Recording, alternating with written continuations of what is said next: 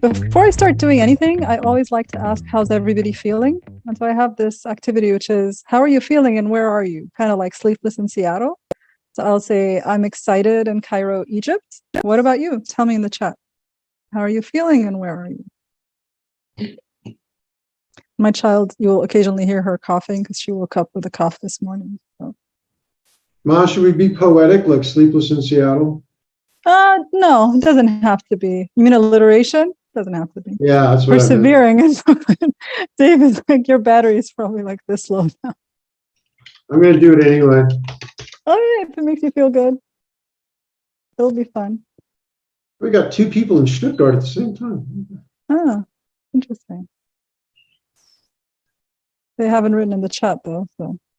Jumping in Johannesburg, okay.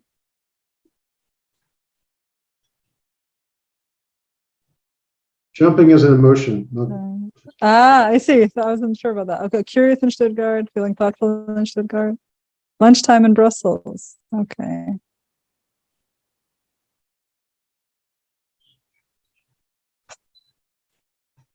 All right. Who else is here? How's everyone else feeling? I think I have a little bit of a lag today. Oh well, I'll move on from this. I know some people just came in, so we'll keep going with this. I noticed in this event that I haven't seen too many people make land acknowledgements, and I'm not specifically in a land where that's done. But I just wanted to mention this since we're talking about equity, that coloniality survives colonialism. So even if we're in a place where that isn't what's happening right now, coloniality still survives in our books, in academic performance, in cultural patterns, in common sense, self-image of people, aspiration of self, so many other aspects of our modern experience, right? So all of us breathe coloniality all the time and every day, and it's difficult to start talking about equity without just recognizing that. And also recognizing that a lot of us here are not speaking our first language. Yes, I'm very fluent in English, but it's still the oppressor's language, and I use it in order to talk to you, and it empowers all of us, and it allows connection, but also important to recognize what the history of that is. And I would like to share with you the link to my slides. We're going to use them later for you guys to type some stuff into them. I'm not worried that you guys will mess them up between now and then, but I like people to have access to my slides in case they want to go through them in any different way on their own. There should be alternative text for all the images, hopefully, so everyone would be able to see those. And I'm going to be using a tool called Slido, not too much, but I'm using it a couple of times. So I'll share more information about that also when we get to it. We don't have to worry about it right now. So if you want to introduce yourself in the chat beyond where you are, so if you want to say what you do, there are not that many of us, so there'll be time to do that in the chat, I think. So I'll just talk about myself very quickly. So I am a professor of practice at the American University in Cairo. I work at the Center for Learning and Teaching. So the majority of my full-time work is to support other educators with their teaching. I give workshops, I give consultations, so kind of like a facilitator and a coach in that sense, and a mentor. And I also teach an undergraduate class, and then I do a lot of open work, giving workshops and talks and supporting communities and so on. So if you could just tell me in the chat, like, what's your main role? Are you mainly a facilitator, teacher, coach? What do you do? I'll pause for a second while you guys type in the chat.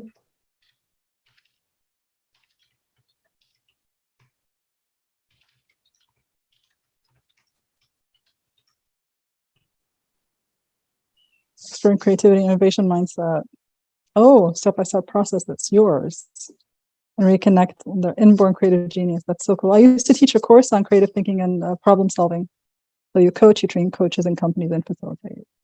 Milda, working leadership development, designing and delivering different interventions, plus facilitating coaching. Marta, software company, helping teams have good conversations, create solutions.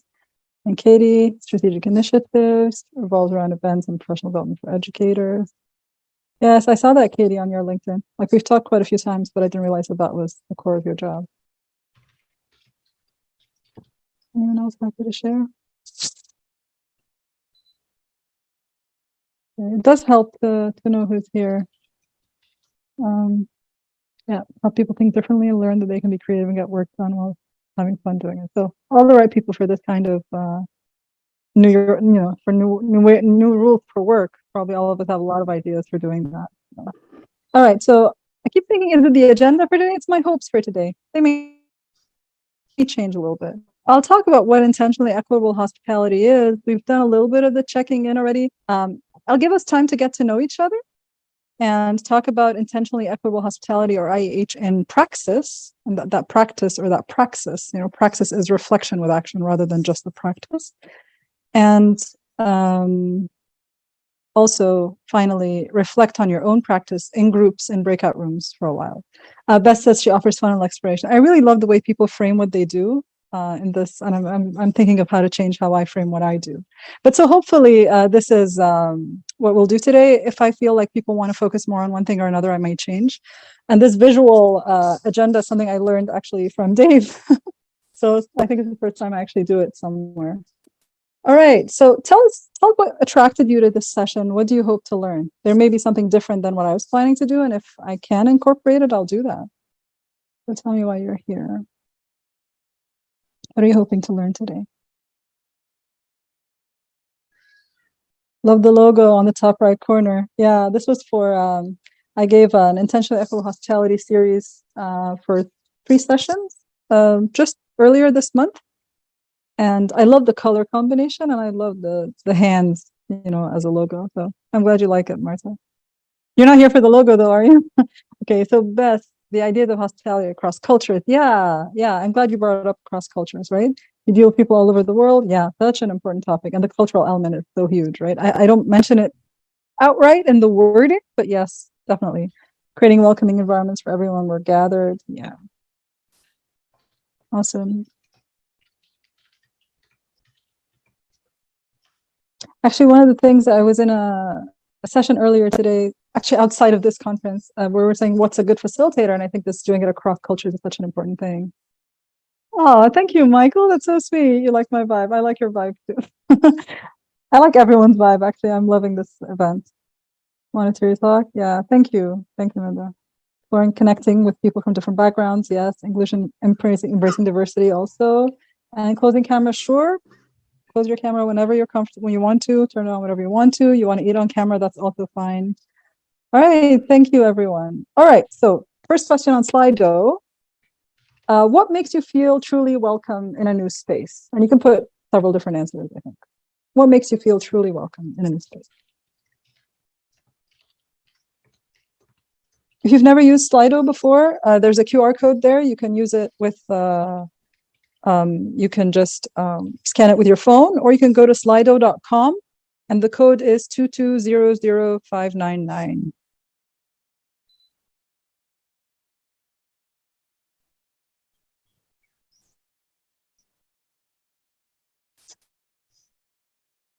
So I'm seeing warmth.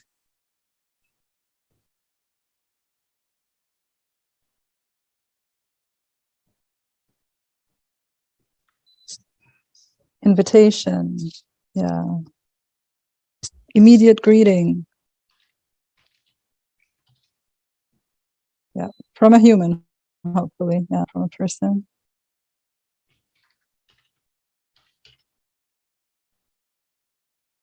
Smiles. Yes.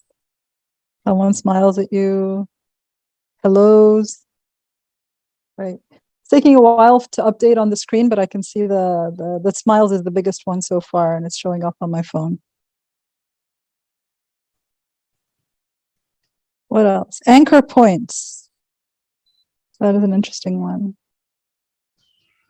But I always get the smiles one. It's very interesting. Probably culturally quite prevalent across cultures, right? There's a few people still typing. Cozy spots. That's so interesting. Building bridges. Like that as well. Humor. That's actually a tricky one, but I'm happy to see it there. Depends so much on why I'm in this space. That's a great point. So it's quite contextual, right? What makes you feel welcome is quite contextual and can change depending on different spaces. Good lighting. I think lighting makes such a big difference, and I think especially in like stores, when speaking slowly and clearly, which is not my strong point. So if I'm speaking too fast, let me know in the chat, and I'll try to slow down at any point. Always trying to be on time, and my natural instinct to speak quickly. So. No crazy sound reverbs. Okay. Respectful greeting. That's important too. Yeah. So what's considered respectful may change, right? In different cultures.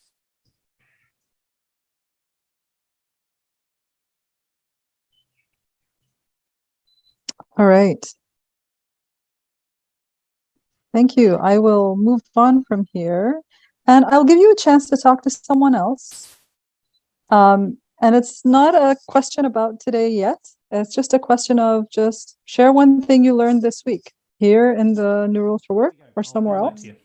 Yes. Welcome back, everyone. Hope you had a good chat in the breakout rooms. And now that you're back, I hope you enjoyed that one. Now I want you to reflect for a moment on a time that you were an organizer or participant in a space and you felt unwelcome, or at least you noticed that someone felt unwelcome. And just think about this for a minute. I'm not going to ask you to share just right now, but I want you to think about that. Yes, yeah.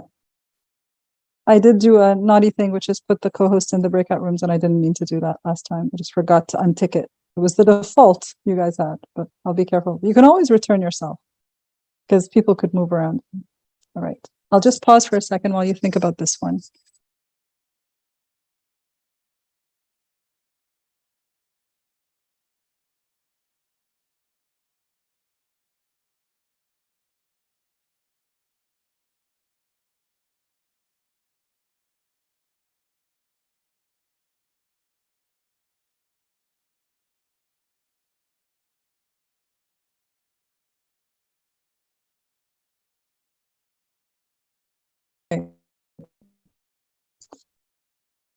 Keeping that in mind, I'm going to share a couple of times. When I travel, as a practicing Muslim, I prefer to eat halal food. And so the easiest thing is to eat vegetarian, right? Most of the time. And so I was at a conference and the only vegetarian option were potato salad with mayonnaise, which I don't like, and chili. And I don't eat spicy food. And everything else was not vegetarian. And I'm like, why? What? Like, why? We're quite a big chunk of people who are probably vegetarian in that space. So I think sometimes the food choice can be really unwelcoming to some people, especially when you don't understand the kinds of restrictions there are. I've also been in situations where people's music and dance choices for sessions and the requirements to have cameras on while doing that kind of thing can also be culturally offensive. And so those kinds of things happen. And sometimes people say things and they unintentionally say things that are slights against your culture. So I've been in a situation where someone who's from a European country, talking about working with people in Eastern countries and how, as a European, she cuts the crap at the beginning of meetings and just gets into the meeting. And I was like, you just said cut the crap. You just called my culture crap. And so people do this unintentionally all the time. And you want to sort of believe that they don't mean it and everything, but it's still, cuts at you, especially if it happens quite a lot. So is anyone willing to share a little bit about one or two of the kind of situations where they felt unwelcome or they saw an unwelcoming behavior? And I understand not everyone will want to share, but if one or two people want to share, whether in the chat or orally, we're not a big group, so if someone wants to share orally, that's fine. The first thing I think of when you say this is when I was a child or teenager as well. I was very unpopular and I didn't really have a lot of friends and stuff like that. So I constantly felt unwelcome. And it was, if I have to analyze like why, it was obviously a lot of it was internal, but externally it's people not treating you like an equal or treating you like somebody who has value or merit in this space. So I think that would be the same, in a professional space now. Like if someone if there's like a group of people and you walk in and they just ignore you, especially if you start trying to talk to them and they continue to ignore you, like that. Yeah, that's even worse and much harder face to face, I think, than online. Amira wrote about making a joke or fun of others' accents. Yeah, that happens, and that's always very uncomfortable. Okay, Bess, and then Kate. Go ahead, Bess. Thanks, Maha. I wanted to add that I like your vibe too, a lot. And Mike, we love you. Okay, so we love you, even if you weren't popular when you were a teenager.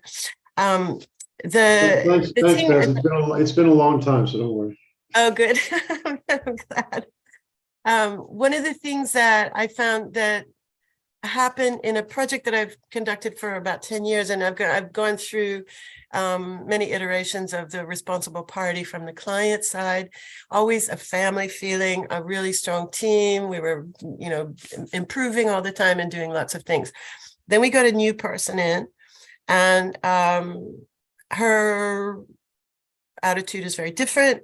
She's very command and control, very, right, do it by the contract, And what I discovered was, with all this minutia and this very super attention to detail and written words, a lot of the building, the team building just vanished. There was no trust. There was always somebody checking to see who's to blame. But more specifically, we would arrive in venues. Since my tech partner was not reconducted, his contract was canceled. Nobody knew what to do. Nobody knew what their job was. So there was a lot of duplication, or stepping on each other's toes, or things not being done because of this kind of hostile feeling. So that's more about the team than the place. But I found that the interface with the places was tenser. Well, it was very tense. Because they expect us to come, with a certain list of demands, and that's what happens, and that we interface with them, and that team building needs to happen. So the tech team, the venue team, all of the people, the caterer, everybody needs to be included and thanked. And I found that was really something I missed in that particular occasion. Voilà. Thank you so much, Bess, for that story. And Katie's talking here about insider jokes. And oh my God, when you enter a new family, when you start, you get engaged or whatever, and you meet the family, the insider jokes make you feel so excluded. And they're trying to work that one. Kate. Thanks. Yeah, I identify with everything everyone said so far, first of all. And in my professional experience, there's been a couple of times when I was the first. I live in Berlin, Germany, but I'm originally from the US. And now my German is much better. But when I first came, of course, it was almost non-existent. And so I would walk into meetings in the companies where often I was the first non-German hired. And there would be no awareness of language, in which language to use. And so the default would be German. And immediately, and of course, it's understandable why. But as the outsider in this sense, it, of course, made it very difficult to do my job. So yeah, in that case, most definitely was a barrier and made me feel unwelcome, even if it was unintentional. Thank you. Thank you all for sharing that. I have a belief that our empathy for people who feel unwelcome improves when we've been in those situations. But of course, we have our own identity, our own intersectional identity, and we don't really know if the way Michael felt unwelcome is the same as the way Kate felt unwelcome, the way Katie felt unwelcome, right? So we know this, of course, intellectually, but emotionally, I think you need to feel as an unwelcome person to sort of empathize. And so one of the things I was thinking about that is going to be probably quite different for different people in different contexts is in your context. And I know some of you, the context varies, right? Because you work with different people and you consult with different people. So it's not like one context, but what are some of the marginalized groups that you tend to meet in your context?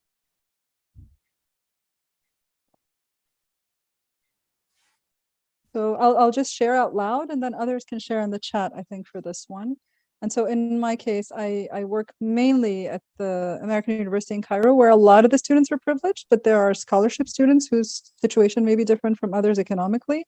There are students with various disabilities, some of them visible and they have accommodation letters, and some of them less visible and some of them undiagnosed with things like maybe ADHD or depression or other mental health issues that are less visible. Both majority and marginalized, and that can happen, right? They can be both. So what are they, Michael? If you could tell us in the chat. Marta talking about non-technical staff in a software company, right? And like, for example, I work at a university where some of the professors are American or European and some are Egyptian or Arab. And the ones who are American and European are nationality, but they're minority in the sense that it's not their country. They're expats, right? They don't speak the language, but the university speaks in English, so they're privileged in this context, it's different. Also, there's gender, and there's also just being a professor versus doing any other job in the university. You're like a second-class citizen, right? Milda's talking about people who work in a country, different drivers, cooks, etc. Yes, certain religions or ethnic groups, depending on locality. Ageism. Yes, ageism can go both ways, on both extremes, right?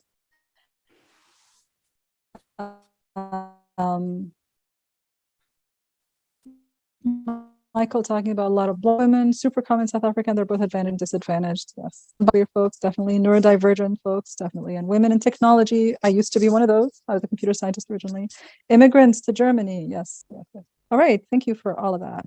And then there's also sometimes things that happen within the context of what we're doing that can make someone who's otherwise dominant and powerful just marginalized in that context. So, for example, if a lot of us do things that require a lot of interaction and people are just introverted or not comfortable with interacting or just not very verbal, those things will get in the way. If someone does something very visual as a way to, some people will be very attracted to that and some people will feel excluded or not comfortable. People with bad shoes by European standards. I don't know what that means, Bess. Does that mean like economically disadvantaged, I'm assuming? It's not a metaphor. It's truly, a lot of people are coming through who are coming from Eastern Europe who don't have the, the advantages. Bad shoes is just one part of it, but people who come through with a completely different aesthetic about how they dress. Ah, that's so interesting. But that's usually is not tied to social and socioeconomic class and education. It is tied. It's tied to that. It's also tied to generations. It's tied to lots of and cultural capital, right? Cultural I capital. find that I'll see clicks, collecting and turning their backs on people who are physically, visibly in different clothes than them, and that includes hijabs. That includes everything. Thank you so much for sharing that. And I think that resonates in different cultures as well. I just didn't know that expression, and thank you so much for sharing that.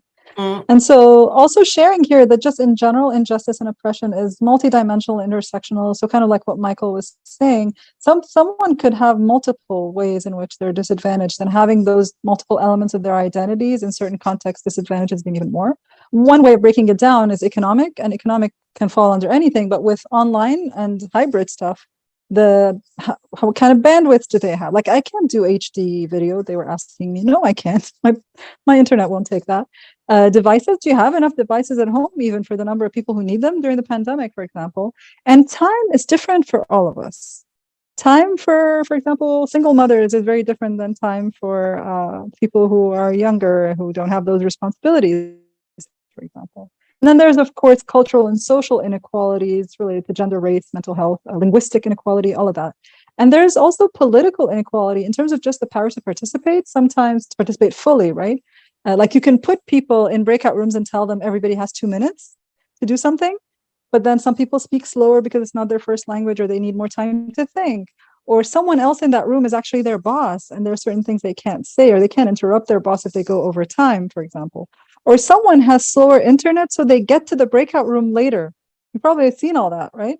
And see that these are all things related to how do we facilitate and how do we design our facilitation, anticipating this kind of thing. And that's kind of where intentionally equitable hospitality will come in. But just to be on the safe side, I assume most people are familiar with the term equity versus equality. And I will ask someone to describe this image without interpret it, and then if you want to interpret it as well. So would anyone like to just describe the image, just describe what it is for someone who can't see it? So assume Dave's eyes are closed and we have Yasir who is blind and can't see it. So someone volunteer to do that? That's you're the only person I can see right now. So are you willing to do it? Me? Yeah. Yes. Well, equality in the way that this is shown is that everyone has equal measure. So there are 3 people, all 3 different sizes from big to little, and they're all standing on a small platform trying to reach apples in a tree, and only the tallest one can reach it. And that is equality. They're given the same size support to stand on. The equity is basically the appropriate platform for depending on the needs of each person. So the very small person has a bigger platform to stand on, and a C-suite, so everyone is able to reach the apples. So this is equity, it's as per the need of each person. Thank you, Bess, for describing it and also slightly interpreting it. Does anyone else want to add anything about this image? Because I think we need to go beyond the image, but I'd like to hear if anyone has any comments on this image before we move on. There are similar ones, right? There's another one where people are looking at baseball, but I'm like, people in Egypt don't watch baseball. So. Yeah, I have the feeling, looking at that picture, that's a very good one. All the fight for equality for gender is the wrong fight. It's we have to fight for equity and defend that we are different and that we need this difference to be a whole. So it's a very good picture. Thank you for that. Yeah. Thank you, Marta. All right. Does anyone else want to comment before I move on and mess this picture up a little bit? Does anyone have any objections to the image before I show my objections? I have lots of objections to it, actually. I like it, but I have lots of objections to it as well. What are your objections? I'm going to share them. I was just wondering if anyone else has it could them be, before. Yeah. You could say that, I mean, I see there are other differences besides size that there could be here, right? So yeah, I mean, we could talk about gender in a way, we could talk about ableism in a way. Yeah, those jumped out at me. Yeah, thank you. Exactly. There's more than height. There's other things, right? So the first thing I thought about is that not everyone wants an apple. They're all reaching for an apple, and all we're doing is making sure they all reach the apple. What if someone wants an orange? What are we doing for that person? We're doing nothing. And so I put a picture of an orange. But of course, we know that oranges don't grow on apple trees. So the metaphor has to change, but perhaps they have different fields they can go to and get what they need rather than just the different heights to reach the same goals. So that's always something to keep in mind. And I think, I can't remember if it was you, Kate, or someone else earlier today that said sometimes the person who invites you to come is not the same as the person you're working with directly, and they have different goals. And you have to sort of be aware that people in the room may have different goals, right? Yeah. And there's another thing. Maybe someone needs care more than apples, and maybe there are invisible inequalities. So maybe the tallest person who is able to reach the apple doesn't need an apple today. They're grieving because someone's very sick in their family or just that, and you need to address something very different. So I think these are things important to keep in mind if we care about equity, is that what can we anticipate? What can we see? And also that we try to address in our facilitation. I'm not going to spend too much time on this one because I think we've sort of addressed this and what we've talked about already. I was going to ask you to share stories of spaces that were unwelcoming for certain groups, and I kind of feel like we already did that. But if someone feels compelled to share a story right here, we might share one story. So where there's just a certain group that became unwelcome in a certain space that you were in or that you were facilitating or that you saw, but not a space that's generally unwelcoming, right?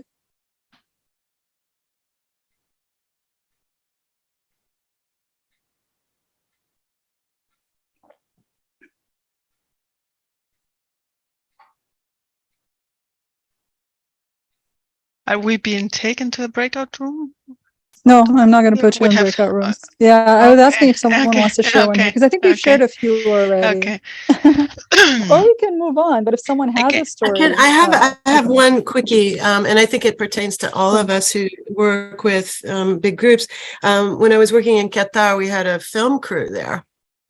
And there was not anybody asking for dispense to have your photo taken. And there were lots and lots of people very upset having their photos taken and the film of them.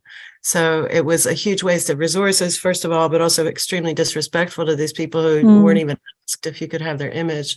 And that's true anywhere, in any circumstance. Yeah. And I've seen this kind of situation quite a lot where they don't get asked permission. And they don't have a mechanism for, if I don't want my photo taken, where do I go or how do I express that, right? Yes, that's a great point. Thank you for sharing that one. And that's just about consent, right? So intentionally equitable hospitality is a notion and a praxis. We developed it by doing it in mostly hybrid settings, we were doing a hybrid video dialogue way before the pandemic happened in spaces that weren't made for that. People would be at conferences and we'd connect them with someone virtual who wishes they were at that conference but couldn't be. And that's where it first developed. And then we developed it into just an approach to generally designing learning experiences, right? So these are just two papers where we did that, where we talk about that. And I'm going to share my slides again with you later, so you can look up these papers if you're interested.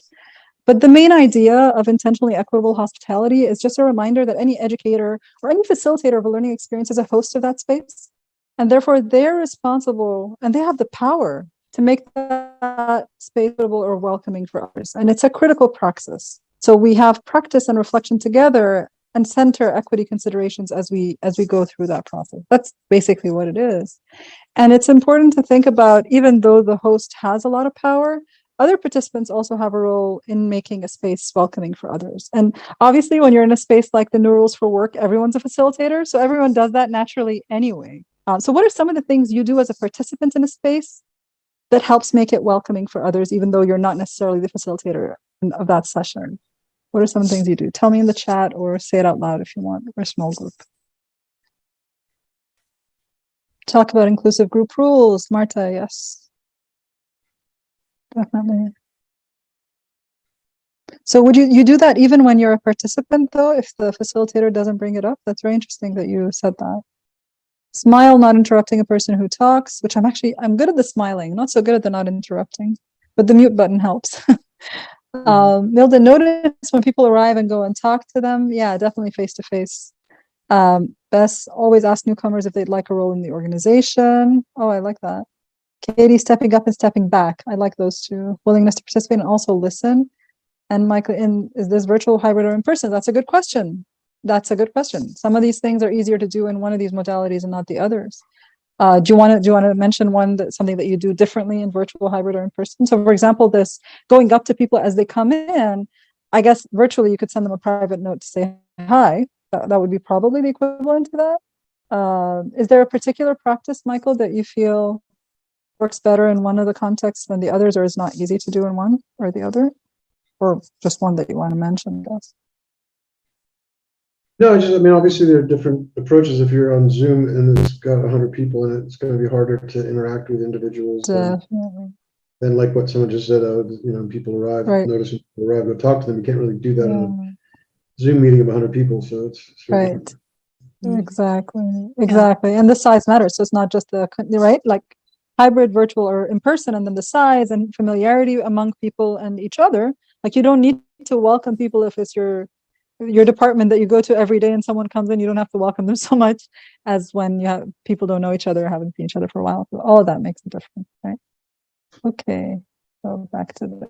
I think it's important, Maha, too, to mention that when you've got a kind of a tech crash or something goes off the rails at the beginning, to remember that people have just arrived and they don't want to hear you talk to your computer, and they don't want to watch you fussing around on your keyboard. So it's important to acknowledge, even just with 5 words saying, excuse me, for 1 minute, take 30 seconds to think on your own while I fix this. And I've seen far too many webinars where the person just kind of went off trying to fix something and acted like nobody was there. And that's really not right. And that's kind of stressful for the facilitator, and maybe a space where a participant could help sort of get people doing something else, I think, because we know how it feels, even if maybe we would behave differently, right? So with intentionally equitable hospitality, we sort of think about it in 4 phases, and I'm trying to think about what the things you've said and where they go into all of that, right? So there's something that we talk about that very few people talk about, which is pre-design. Before you even start designing the experience, who are you involving in the design, whether involving them physically to sit with you while you're designing it or asking their opinion of your design, or even what books are you reading? What other practices are you trying to mimic? And what does that say in terms of addressing inequalities? Is there anyone who's an accreditor or quality assurance decision maker that has impositions on you? What kinds of things might they privilege? Do they privilege certain groups over others? And how might you dismantle or resist that? And you need to be aware of that broader context, right? So when we say for example, if I'm going to be in a group where there might be quite a few genderqueer individuals, am I including them in my design of my session, and how might that affect how the session gets designed, right? And then as we design the sessions, or whatever it is we're doing, it could be a synchronous or asynchronous experience. Does the design anticipate or respond to inequalities, and which oppressions can it or does it redress? Which might it reduce, and what can we do about that? But then when we're actually facilitating the learning experience itself with the participants, are we doing intentional adaptation? This is a term by Adrienne Marie Brown. When we experience something, inequalities that we weren't expecting to see, they happen in the moment, we didn't know they were going to happen. How do we adapt to that towards our goal? And are we using generous authority? This is a term Priya Parker uses, recognizing the power that you have as a host and making sure you use it in order to bring in voices that may not be able to, are not being heard or being spoken, right? But it also happens beyond the moment, and all those asynchronous elements that happen. Someone was talking yesterday about how important that is for creativity, but just generally for community. For a community to be built sustainably. I don't know how many of you are part of the Meeting Innovation community or the Never Done Before. These are all spaces that at least introduce me, and the liberating structures, they have a Slack. There are all these other spaces where people can connect outside of the sessions that make coming to the sessions feel more welcoming, because some of the people already. There's already community being built outside. And I think that makes a huge difference in making sure that that community is also inclusive and equitable, right? So all of those things together, and these are just some quotes that I think go really well for this. So when you're designing something, there's you yourself and your own intersectional identity. How do we practice the art of holding others without losing ourselves? And then doing this intentional adaptation element and asking ourselves, what do we say we're practicing and what are we actually practicing? We had a plan. What actually happened during the session in terms of what we were planning to do, and how can we make sure that we're becoming what we intend to be? That's the intentionality element also of intentionally equitable hospitality. And also beyond the particular moment, beyond the building community is to the collective, as spiritual practices to the individual. And I love that quote in the sense of how important community building is. I'm curious about you and your practice, and do you have opportunities even to sustain community beyond the moment in your work? Because I'm guessing some of you work with different groups at different times. What are some of the things you do to sustain community beyond the moment?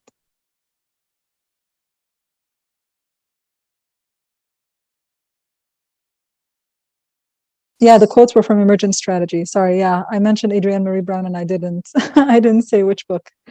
Some of them are from Emergent Strategy and some from Holding Change, but I think mostly from Emergent Strategy. So Bess is saying, pre-event video shares, tell us about you. Yeah, so giving people opportunities to introduce themselves outside of the live session, us sharing things, them sharing back, or working on like a Google document or something together. Yeah, I love doing that and giving people an opportunity to get to know each other before they meet. Also helps excite them, I think, about the event, and helps me get to know them before I meet them. Just it's always so difficult to work with people you haven't met before, not knowing what to expect. Community teams to work on a program together, like environment or teaching. Nice. So I'm guessing these are smaller groups than the group you're working with, right? Yep. All right. I'm going to move on, but if anyone wants to talk about these still in the chat, I'm going to read. Working and thinking together, either side of an event, even the people who invite you, the time you spend talking to them before and after the event is part of that as well. I agree with you, even if the event is just like a one-off thing. Yeah, that's true. And you build relationships also with the people that you're working with. One of the other things I was thinking about recently is when we talk about intentionally equitable hospitality, we talk about it in the sense that actually sometimes people have high awareness of inequity and sometimes they don't have very high awareness, or they have awareness but they may not be taking action. So sort of have these 4 quadrants where people can have, for example, they have high awareness of inequities and high action. And if someone does take action to redress inequity, that's great. But they may be very aware of some inequities and not others. So you may be very aware of gender inequity, but not racial inequity, for example. That's important to keep in mind. Thinking of these people as role models we learn from, but there may be people who are unintentionally equitable. They're not aware of the inequities, but the way they do things generally promotes equity. Like they allow people choice because because they just think it's going to engage people rather than because they care about inequity. And these are people where we want to raise awareness so that they can do it with more intentionality is all. And then there are people who are maybe new, not aware of inequity and not taking any action. And maybe these are people we need to train and help them get there. But there are also people who are aware that inequity exists, but they don't take action against it. And these are resistors. And thinking about why are there people who know that inequity exists, but they don't take action? Are there systemic constraints, and how can we address that? Are there misconceptions about how to act? Are they afraid to act? Have they had previous experiences where they tried and didn't work well? Do they have not enough knowledge? Are they themselves vulnerable and afraid to act because of that? So these are things to keep in mind. And so I think it's important to ask always, for whom is a space welcoming or not? And which inequities might we be aware or unaware of every time we go into a space? And so I'm going to use some visuals here. And I'm going to ask you how you feel about designing learning spaces. These are all metaphors, obviously, for spaces that may or may not be hospitable and may or may not nurture the agency of those farthest from justice. So there's this quote that I really love by Shirley. I don't know how to say her name. Is it Chisholm? I believe she's one of the first African American women in government in the U.S. Senate or Congress, and I think she ran for president as well. She says, "If they don't give you a seat at the table, bring a folding chair." And so she's an African American woman, so one of the intersectionally most marginalized groups, right? But this picture looks to me like a round table, very full with very formal place settings. Would this be a space that you would be comfortable bringing a folding chair to? Tell me in the chat, would you be comfortable bringing a folding chair to this table?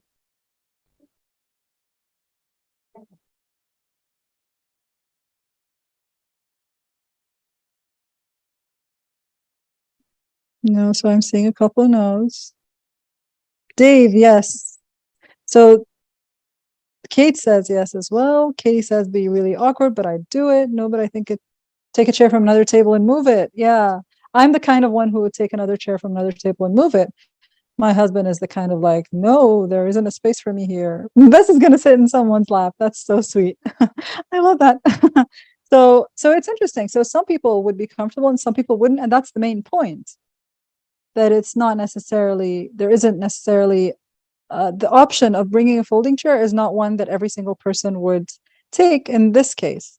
Normally, I'd have a longer conversation about this, but I do want to show you a few other things and get into breakout rooms soon before we finish the session. So I'm just going to go through these images rather quickly. This other one has just a lot of chairs. Each one looks different than the others, next to each other, facing forward. Would you be comfortable bringing a folding chair to this space? So yes, with an exclamation mark this time from Katie. How about others? Yes, sure. Of course. Dave's saying of course. So not just, I think the yeses here are much stronger than the yeses in the other one. And I'm guessing just because all the seats are different. It doesn't look like you're not. Okay, Amira says not sure. I'm curious about that. It's not the prettiest space. So I'd be curious, Amira, why you're not sure about this one. Kate says it's less fancy. Definitely less fancy. The other one's quite fancy and formal. This is kind of like mismatched chairs and I don't know, probably in a less privileged neighborhood, I would say. All right. What about this one? So these are like plastic chairs by the beach. You might have to bring a folding chair. Looks like these might not work. The ones in the the previous image. All right. These ones are plastic chairs. They may be folding. I'm not sure if they're folding. And they're seated on a beach looking, on the sand, looking at the beach. There are like canoes nearby. Would you be comfortable? Would this space be welcoming to you? You can forget about the folding chair now. Please take me there now, Kate says. Bring a towel, Beth says, right?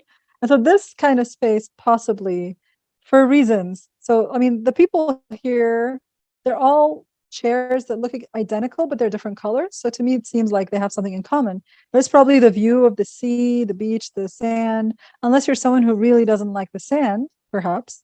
This is a space that a lot of us, consider relaxing, and nature makes you feel good. Yeah, like Marta's saying. All right. What about this? So this is a picture of rice and vegetables on the floor, and people, you can tell people are sitting cross-legged and eating on the floor. And I'm going to ask you, for whom is this a welcoming space, and for whom might this be not a welcoming space?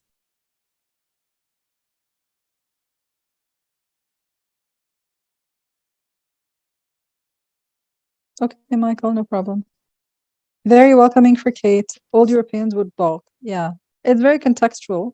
Amira's saying it's welcoming. I think it's very contextual, whether this is your culture or not, but also whether or not it's your culture.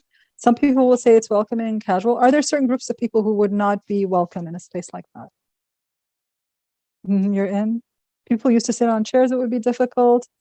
Father-in-law would struggle, right? Because perhaps their knees are not very strong anymore.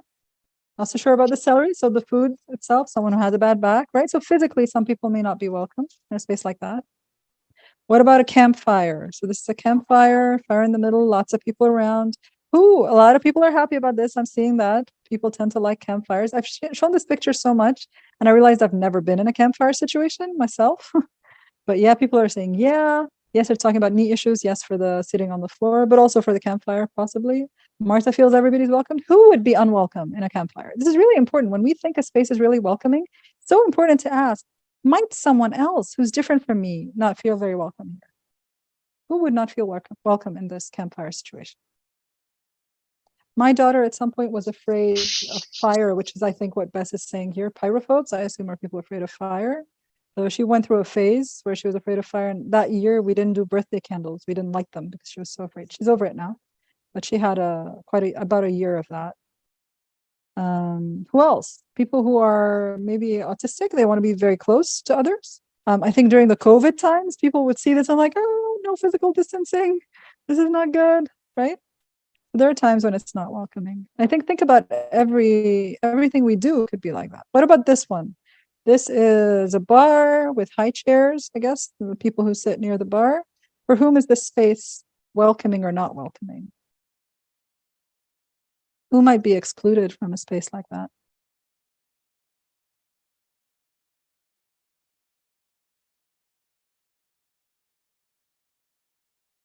Welcoming for rugby players after a game. Martha, that's funny. Those who struggle with alcohol or don't drink might feel excluded, right? So if someone's a recovering alcoholic, they don't want to be in that space. People who are underage, who don't drink, practicing people of their religion, if their religion doesn't welcome that, yeah. And one of the things that happened a lot in the early, generally in online spaces as well, is that they call something a pub. And I know it's not a pub, but I don't feel welcome going there if you're going to call it a pub or a bar, like happy hour types of things. You can call them social spaces without giving them that context that would make some people feel excluded. Yeah, it depends if it's full of people who know each other or not. That would affect how welcoming it is. That's true. I agree. All right. Thank you all. So what I want to do is, how, what we're hoping to do is we're hoping to design new rules for work, like new ways of doing meetings. But also to assess whether they're successful in what they intend to do. So what I'm thinking is, if we're trying to assess something, of whether it's intentional, whether it's equitable, whether it's hospitable, you think about things you've designed before and whether you've done those things. So MyFest 22 was a 3-year event where instead of having people with sessions all in a row, 3 days in a row, kind of like today, it was like over 3 months. You have a few sessions within a week. So we have like 6 sessions a week, like 2 sessions a day max or something like that. And part of what we did there was allowing people to choose their own learning journey, come to whatever you want, making it sure it's financially accessible to the most marginalized, and like spreading it out over 3 months so that people have time. Which of these practices are intentional, equitable, hospitable? So we're sort of thinking through this and thinking that, how do you make something accessible to people who financially cannot pay full price? There's so many different ways to do it, but which of these are the most intentional, equitable, hospitable? So we think the most hospitable is, for example, to have the free option right there on the site. If you can't pay, just click there. But that's really tricky, obviously, because maybe everyone will do that and nobody's going to pay, right? Another option is, but by the way, sometimes people will pay even if the free option is right there. Just FYI, if you haven't tried it before, people will pay if they value what you do, they can. That's my experience so far.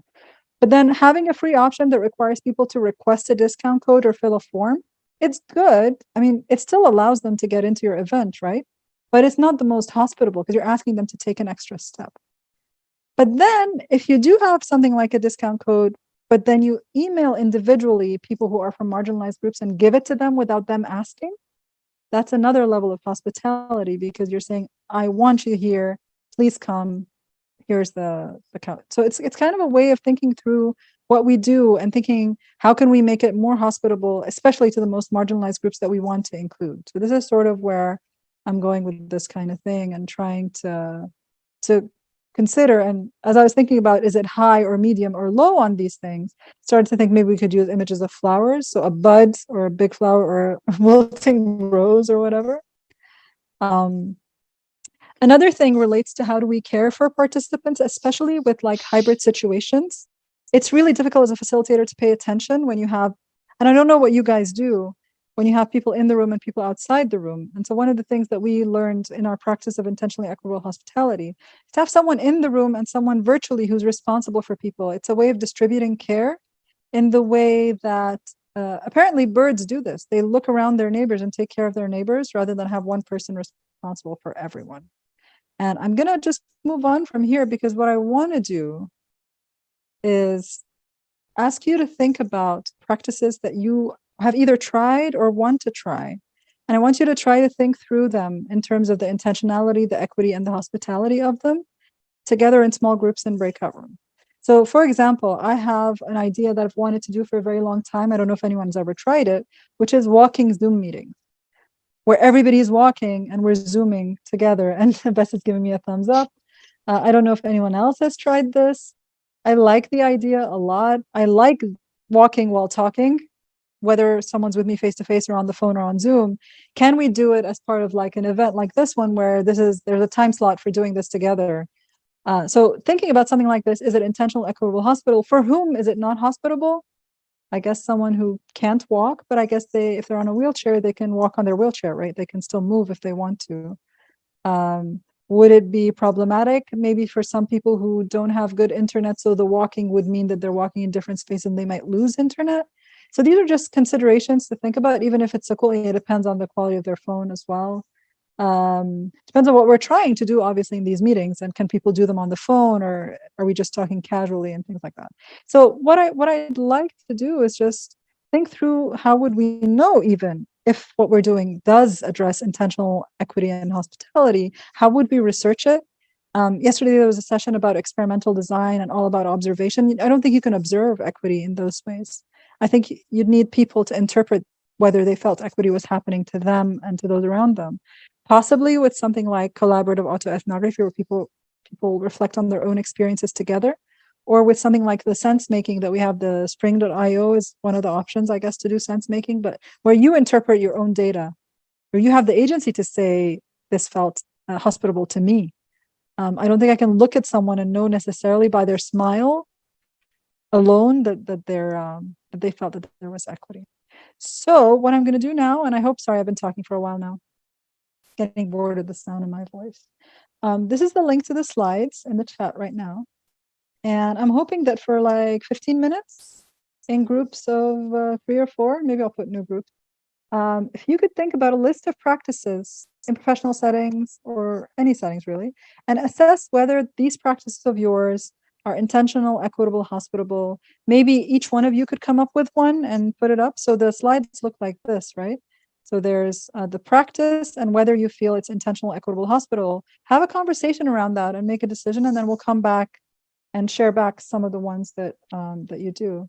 And yeah, I hope that all of you will participate in this one, but I'll keep the quiet room option. Google Slides. And Thank I'll you. make sure that the hosts don't. Is someone happy to share out at least one thing that you guys talked about? Is it okay if I share?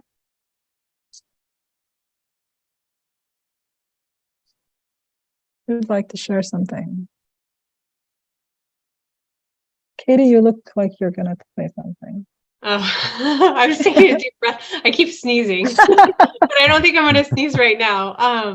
We actually had a really interesting conversation, and I think I'll touch on the last one we talked about because it was more of a problem that we were trying to find a solution for. So Milda's trying to address having a very last minute hybrid event, and how does she pivot and still make it will be intentional, but how can it be equitable and hospitable when it's a tighter timeline for planning? It's kind of trying to figure out what everybody needs. It's a small group, but it's still going to take some work. And so everybody shared some ideas, and we kind of tried to brainstorm what a good practice could be.